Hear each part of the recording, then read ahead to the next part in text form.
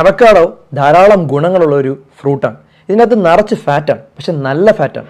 ഈ നല്ല ഫാറ്റ് നമ്മുടെ ശരീരത്തിലോട്ട് എത്തിക്കഴിഞ്ഞാൽ നമ്മുടെ ചീത്ത കൊളസ്ട്രോൾ കുറയുകയും നല്ല കൊളസ്ട്രോൾ കൂടുകയും ഹാർട്ടിന് അത് വളരെ നല്ലതാണ്. അതുപോലെ തന്നെ പ്രതിരോധശക്തി കൂട്ടും.